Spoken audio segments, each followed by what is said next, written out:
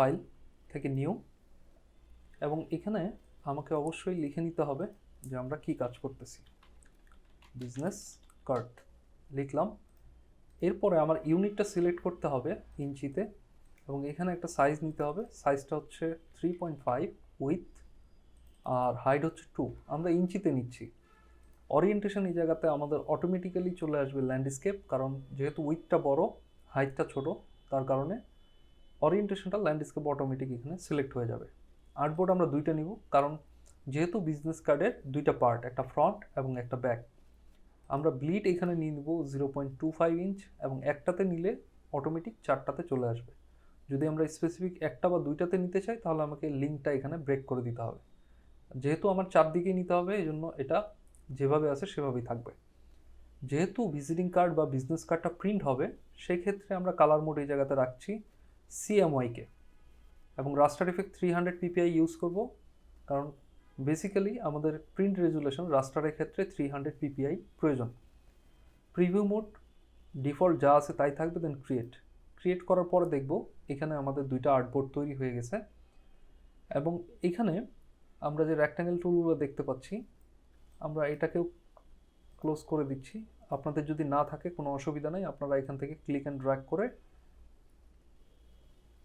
ধরে থেকে এই পয়েন্টারের উপরে ছেড়ে দিলেই এটা বের হয়ে আসবে। তো যেগুলো ড্রপ ডাউন এরকম ছোট ছোট তীর চিহ্ন দেওয়া আছে টুলের পাশে, ওগুলোকে আপনারা ক্লিক করে ধরে আপনি এই পয়েন্টারের উপরে ছেড়ে দিলে, মাউস পয়েন্টারটা ছেড়ে দিলে এইভাবে টুলগুলো বের হয়ে আসবে, এবং এটাকে আপনি উপরের দিকে সাজিয়ে রাখতে পারবেন।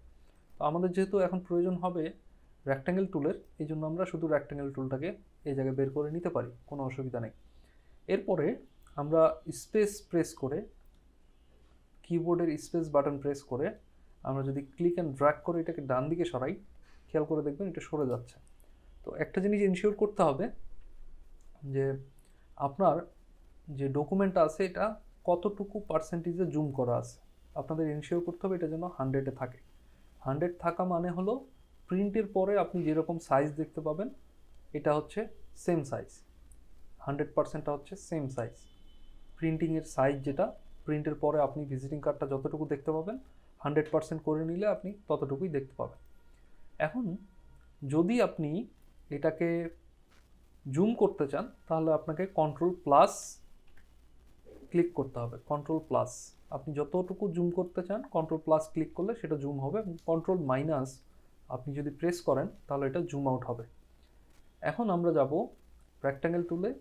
এরপরে আমরা এখানে ঠিক এই ডকুমেন্টটা যেখান থেকে শুরু হয়েছে সাদা অংশটুকু, ঠিক এই কর্নার থেকে ক্লিক অ্যান্ড ড্র্যাগ করে আমরা এই কর্নার পর্যন্ত একটা রেক্ট্যাঙ্গেল নিব। তাহলে এই রেক্ট্যাঙ্গেলটার সাইজও হবে 3.5x2, যেহেতু আমাদের ডকুমেন্টের সাইজ আমরা নিছি 3.5x2। এরপরে আবারও এখানে ক্লিক অ্যান্ড ড্র্যাগ করে একটা রেক্ট্যাঙ্গেল আমরা নিয়ে নিলাম। এরপরে আবার চলে যাব আমরা সিলেকশন টুলে যাওয়ার পরে, দুঃখিত আমার ডাবল ক্লিক হয়ে গেছিলো যার কারণে ওই পপ আপটা চলে আসছে। এরপরে দুইটা আমরা সিলেক্ট করব, বাইরে থেকে ক্লিক অ্যান্ড ড্র্যাগ করে দুইটাকেই আমরা সিলেক্ট করলাম। সিলেক্ট করে আমরা চলে যাব অবজেক্ট, দেন পাথ, তারপরে যাব অফসেট পাথ। মনে রাখবেন আপনারা যতগুলো প্রজেক্ট করবেন আপনাকে সাইজ নেওয়ার পরে, আপনি যখন রেক্ট্যাঙ্গেল নেবেন, রেক্ট্যাঙ্গেল নেওয়ার পরে আপনাকে এই অবজেক্ট পাথ এবং অফসেট পাথ করে নিতে হবে প্রিন্টিংয়ের বেলায় বা প্রিন্টিংয়ের ক্ষেত্রে। যত প্রিন্ট আইটেম আপনি তৈরি করবেন তখনই আপনার অফসেট পাথ নিয়ে নিতে হবে। অফসেট পাথ আমরা এই জায়গাতে নিচ্ছি -0.25 ইঞ্চ। এটা কেন নিচ্ছে আমরা একটু পরেই জানতে পারবো। এটাকে আমরা নিয়ে নেওয়ার পরে রাইট বাটন ক্লিক করে আমরা এটাকে মেক গাইড ক্লিক করে দেব। তার মানে এগুলোকে গাইড করে ফেললাম আমরা, এবং বাইরে একবার ক্লিক করে ইনশিওর করতে হবে রাইট বাটন ক্লিক করে লক গাইড। এটা লক গাইড যদি দেখা যায় তাহলে আপনি লক গাইড করে নেবেন। তার মানে এই গাইডগুলো এখন লক হয়ে গেছে, এই গাইডগুলো আর সিলেক্ট হবে না। এবং একটা জিনিস মাথায় রাখবেন, এই গাইডগুলো প্রিন্টেবল নয়, এই গাইডগুলো প্রিন্ট হবে না। এগুলো শুধু আমাদেরকে কাজ করার সময় গাইড করবে, এগুলো প্রিন্ট করা সম্ভব না। তার মানে সাদা অংশটুকু শুধু প্রিন্ট হবে, এই গাইডগুলো কখনো প্রিন্ট হবে না। এই রেড কালার গাইডটাও কিন্তু প্রিন্ট হবে না, যেটা হলো ব্লিড। তো ব্লিড কি কাজে লাগে এবং হচ্ছে অফসেট পাথ কি কাজে লাগে সেই জিনিসগুলো আমরা একটু পরে ধীরে ধীরে বুঝে যাব। অফসেট পাথের ভিতরে আমাদের যত লেখা আছে, যত ইনফরমেশন আছে, সবগুলো আমরা এই অংশটুকুর মধ্যেই করব, এই অংশটুকুর মধ্যেই করব, এর বাইরে যাবে না। কিন্তু কালার কিন্তু সম্পূর্ণ অংশটুকুতে কালার হবে। তো চলুন আমরা এখন নাম লিখে ফেলি। এখানে আমি নিজের নাম লিখছি। তো নামটা লিখলাম কিভাবে? টাইপ টুল দিয়ে আপনি একবার ক্লিক করবেন, ক্লিক করলে একটা লাইন আসবে। লাইন আসার পরে এটার উপরে ট্রিপল ক্লিক করবেন, 3টা ক্লিক করলে দেখবেন 3টাই এরকম সিলেক্ট হয়ে গেছে, লেখাগুলো সিলেক্ট হয়ে গেছে। এরপরে আপনি আপনার নিজের নাম এডিট করবেন বা এখানে টাইপ করবেন। এখন নামটা লেখার পরে এই নামটাকে আমরা কি করব, ক্লিক অ্যান্ড ড্র্যাগ করে ধরে, সিলেকশন টুল দিয়ে অবশ্যই ক্লিক অ্যান্ড ড্র্যাগ করে ধরে আপনি নিয়ে আসবেন এই ঠিক এই জায়গাতে। আপনি খেয়াল করে দেখবেন, কন্ট্রোল প্লাস দিয়ে জুম করে নিলাম, যে আমরা কিন্তু এই গাইডের বাইরে কিন্তু বের হইনি, এই লেখাটা কিন্তু গাইডের বাইরে যায়নি। আমরা কিন্তু গাইডের বাইরে কোনো লেখা ইউজ করব না। এখন এই ফন্টটাকে সিলেক্ট করার পরে আবার আমরা সিলেক্ট করলাম, সিলেক্ট করার পরে এইখানে আমরা ফন্টটাকে কিন্তু চেঞ্জ করতে পারবো। যেই ফন্টটা আমরা দিতে চাই সেই ফন্টটা কিন্তু এই জায়গাতে চেঞ্জ করতে পারবো। তো আমরা যেই ফন্টটা ইউজ করব এখন সেটা হচ্ছে নেক্সা। নেক্সা ফন্টটা এখানে নাই, তো চলুন আমরা অন্য আরেকটা ফন্ট আমরা ইউজ করতে পারি। ইম্প্যাক্ট, ইম্প্যাক্ট ফন্ট আমরা এই জায়গাতে ইউজ করতে পারি। এই যে ইম্প্যাক্ট ফন্ট এখানে চলে আসছে, এবং এটাকে আমরা ইনক্রিজ করে দিলাম, সাইজটাকে আমরা ইনক্রিজ করে দিলাম এই জায়গাতে 15 পর্যন্ত। তো ইনক্রিজ করার পরে দেখবেন এই টাইপটা কিন্তু বাইরের দিকে চলে গেছে, এটাকে আর বাইরের দিকে রাখবো না, আমরা ভিতরের দিকে নিয়ে আসলাম। এরপরে আমরা আরেকটা লাইন যেহেতু এখানে লিখছি, এই লাইনটাকে ডাবল ক্লিক করে ট্রিপল ক্লিক করে সিলেক্ট করে নিলাম। এরপরে এখানে আমরা আরেকটা ফন্ট নিচ্ছি যেটা হচ্ছে সেঞ্চুরি গতিক। আমরা একটা খুব চিকন ফন্ট নিচ্ছি এই জায়গাতে, সেঞ্চুরি গতিক। নেওয়ার পরে এই ফন্টটাকে আমরা এখানে লিখে দিচ্ছি, আমার ডেজিগনেশন লিখছি গ্রাফিক ডিজাইনার, এডিট করে দিলাম।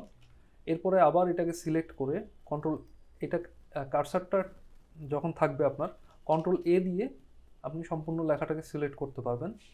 এরপরে এটাকে আমরা করে দিলাম 8 অথবা 9 পয়েন্ট, আমরা 9 পয়েন্ট রাখতে পারি। এরপরে এটাকে আমি এই জায়গাতে ইউজ করলাম। খেয়াল করে দেখেন আমার নাম এবং ডেজিগনেশন এই জায়গাতে কিন্তু লেখা হয়ে গেল। এরপরে আমাদের যে ডেজিগনেশনটা আমরা ইউজ করছি এটাকেই আমরা জাস্ট অল্টার ধরে কপি করব। কপি করার পরে এটার উপরে ট্রিপল ক্লিক করব, ট্রিপল ক্লিক করে আমরা এখন আমাদের ফোন নাম্বারটা লিখব। ফোন নাম্বারটা এই জায়গাতে আমরা লিখতে পারি। তো আপনারা এমনভাবে লিখবেন যাতে গোছানো মনে হয়। যেমন ধরেন আমি এই জায়গাতে 4টা সংখ্যা লিখলাম, তারপরে একটা স্পেস দিয়ে আবার 3টে সংখ্যা লিখলাম, আবার স্পেস দিয়ে 3টে সংখ্যা লিখলাম, আবার স্পেস দিয়ে 3টে সংখ্যা লিখলাম। আপনি এইভাবেও লিখতে পারেন, অথবা আপনি 4টা করেও লিখতে পারেন, কোনো অসুবিধা নেই। এইভাবে লিখলে লেখাটা দেখতে সুন্দর লাগে। এরপরে আবার এটাকে আমরা অল্টার ধরে নিচের দিকে ক্লিক অ্যান্ড ড্র্যাগ করলাম, ড্র্যাগ করে আবার এটাকে আমরা এডিট করব। এখন আমরা এই জায়গাতে আমাদের ইমেল লিখব। তাহলে ইমেলটা হচ্ছে info.graphicalIT@gmail.com, এই যে লিখে দিলাম। এরপরে আবার এই জায়গাতে অল্টার ধরে নিচের দিকে আমরা আমাদের ঠিকানা লিখব। তাহলে ঠিকানা লিখে দিলাম 7 মসজিদ সুপার মার্কেট, মোহাম্মদপুর, ঢাকা 1207। এই জায়গায় দেখেন যেহেতু আমার এই লাইনটা বড় হয়ে গেছে এবং এটা কিন্তু আমার গাইডের বাইরে চলে গেছে, তো সেই ক্ষেত্রে আমরা এটাকে একটু শর্ট ফর্ম ইউজ করব। শর্ট ফর্মটা হচ্ছে আমাদের মোহাম্মদপুরটা এত বড় না লিখে আমরা এই জায়গাতে জাস্ট এমডিপুর লিখবো, যেটাকে আমরা মোহাম্মদপুর বুঝে নিচ্ছি আপাতত। তো এই তিনটাকে আবার সিলেক্ট করব। তাহলে একটাকে আমরা সিলেক্ট করলাম, সিলেকশন টুল দিয়ে ক্লিক করলাম, সিলেক্ট হয়ে গেল। শিফট ধরে আবার এটাকে ক্লিক করলাম, শিফট ধরে আবার এটাকে ক্লিক করলাম, এবং এই তিনটাকে সোজা নিচের দিকে আমি নিয়ে আসলাম, আমাদের গাইডের বাইরে যেন না যায়। তো একটু আধটু যেটা হচ্ছে ধরে নেন এই যে যে অংশটুকু নিচের দিকে আছে এগুলো যেতে পারে, এগুলো নিয়ে কোনো মাথা ব্যথা নাই। আমাদের জাস্ট মাথা রাখতে হবে আমাদের সম্পূর্ণ লেখাটা যেন বাইরের দিকে না যায়, গাইডের বাইরে যেন না যায়। তাহলে আমাদের নাম, ডেজিগনেশন এবং অন্যান্য ইনফরমেশনগুলো এই জায়গাতে কিন্তু লেখা শেষ। তো সেই ক্ষেত্রে আমরা এখন আমাদের লগো ইউজ করব এই জায়গাতে। তো লগো আমরা যে কোনো লগো আপাতত ইউজ করব, যেহেতু আমরা লগো তৈরি করতে শিখি নাই এখনও, লগো আমরা যে কোনোটা ইউজ করব। তাহলে লগো আমরা কি তৈরি করব? বা কোনটা নিয়ে আসবো সেটা আমরা একটু দেখি। ধরে নিলাম আমরা অ্যাপেলের লগো ইউজ করব। তো অ্যাপেল লগো লিখে সার্চ করার পরে ইমেজে যাব। ইমেজে যাওয়ার পরে দেখেন এটা একটা সুন্দর লগো এই জায়গাতে আছে। রাইট বাটন ক্লিক করে সেভ ইমেজেস, এটাকে সেভ করলাম আমরা ডেস্কটপে। ডেস্কটপে যে কোনো একটা ফোল্ডার তৈরি করে আমরা এখানে আপাতত লিখলাম অ্যাডোবি ইলাস্ট্রেটর ফোল্ডারের নাম। এটাতে সিলেক্ট করে আমরা এটাতে সেভ দিলাম। এরপরে আমাদের সেভ করা যে ইমেজটা আছে এটাকে আমরা ক্লিক অ্যান্ড ড্র্যাগ করে আমরা নিয়ে আসব এই জায়গাতে। এটা এইভাবে করা যায়, অথবা অন্য কি উপায়ে করতে পারি সেটাও আমি দেখাই আপনাদেরকে। অন্য উপায়ে যেটা করতে পারি,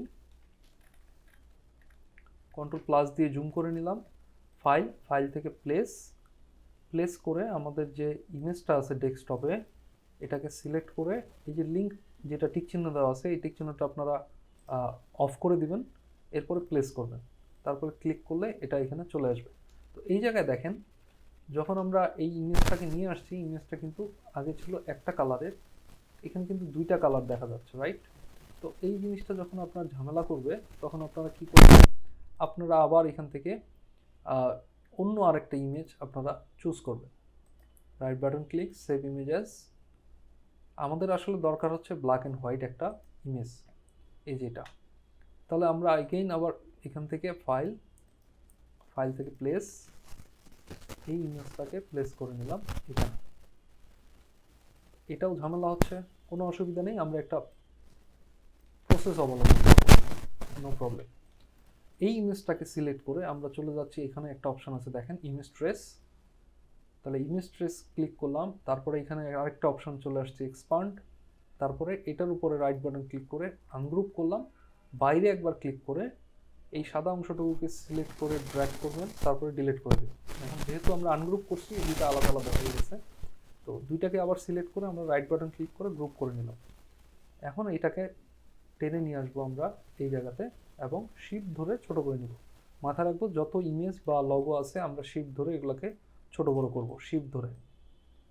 যখনই আমরা ছোট বড় করব শিফট ধরে নিয়ে ছোট বড় করব। তার মানে দেখেন এখন কিন্তু আমার মোটামুটি একটা ইনফরমেশন এই জায়গাতে কমপ্লিট হয়ে গেল, যে এখানে আমি নাম ইউজ করলাম, এখানে ডেজিগনেশন ইউজ করলাম, অন্যান্য ইনফরমেশনগুলো ইউজ করে এখানে আমি একটা লগো দিয়ে দিলাম। তার মানে কমপ্লিট একটা ভিজিটিং কার্ড বা বিজনেস কার্ড এই জায়গাতে কিন্তু তৈরি হয়ে গেল।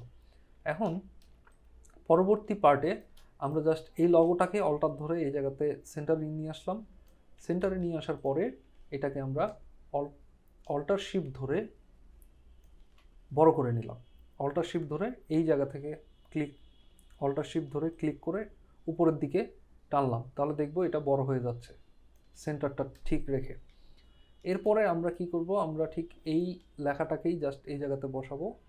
বসানোর পরে এইখানে আমরা এখন ওয়েবসাইট অ্যাড্রেস লিখব www.apple.com।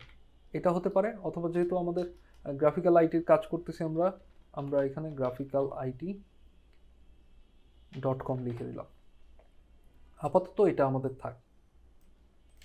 তো মোটামুটি বেসিক যতটুকু কাজ করা দরকার একটা ভিজিটিং কার্ডের জন্য সেই কাজটুকু আমাদের কিন্তু করা শেষ।